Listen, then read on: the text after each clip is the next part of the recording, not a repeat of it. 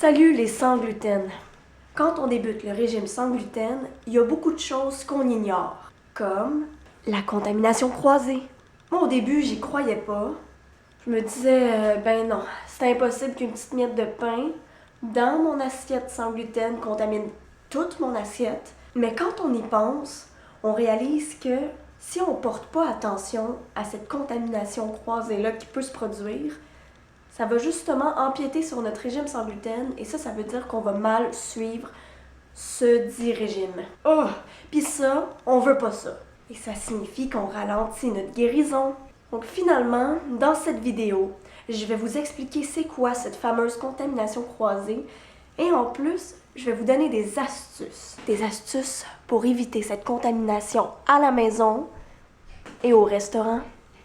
Je vous laisse là-dessus. Lorsqu'un aliment sans gluten entre en contact avec un aliment qui a du gluten, ce dernier devient contaminé et est alors nuisible pour notre corps. Et cette contamination peut se produire partout. Partout. À la maison, au restaurant, chez un ami, chez la famille, dans nos produits. Dans des produits déjà emballés. Qu'est-ce que tu veux dire? Ok. Je vais t'expliquer, puis je vais leur expliquer aussi en même temps. Devant vous, il y a un champ. On y retrouve des plants de maïs, des plants de riz, des plants de blé. Alors là, imaginez un agriculteur qui transporte ses plants de blé. On va dire que c'est comme ça, là. Parce que pour vrai, je suis un peu inculte sur le sujet, mais...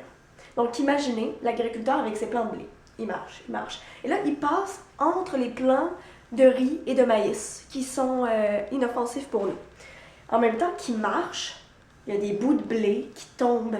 Donc ces graines, qui sont le riz et le maïs, qui sont naturellement sans gluten, deviennent alors contaminées. Il faut savoir qu'il y a une possibilité de contamination dans toutes les étapes de la production.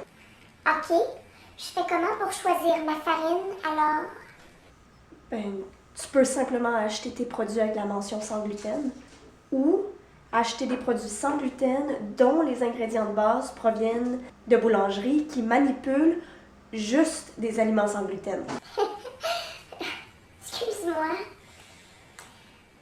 Si mon copain mange du gluten, si mon copain mange du pain, puis qu'il veut m'embrasser après...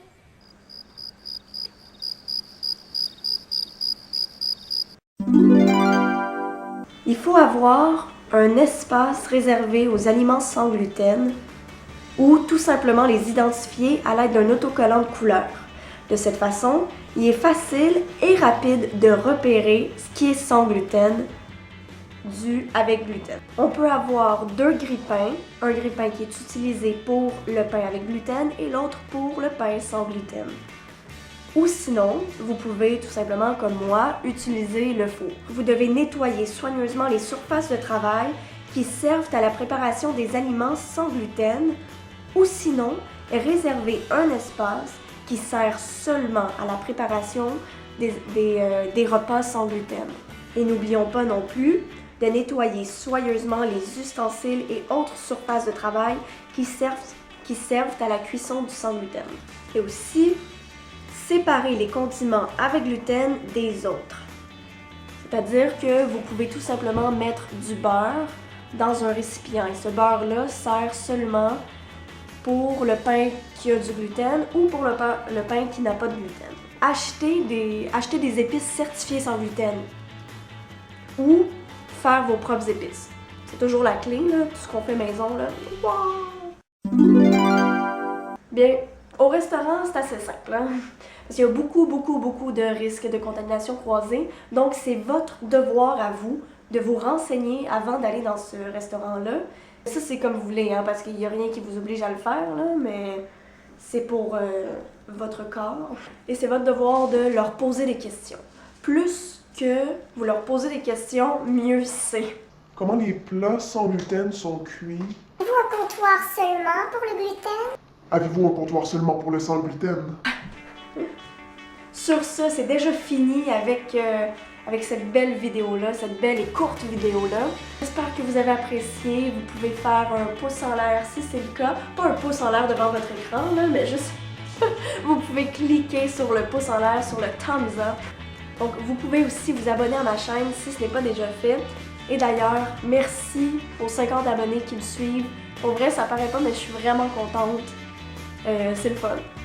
Si vous avez des commentaires par rapport à la contamination croisée, n'hésitez pas à les inscrire dans les commentaires en bas. Je lis tous vos commentaires, puis j'y réponds à pratiquement tous les commentaires aussi. Dans le fond, non.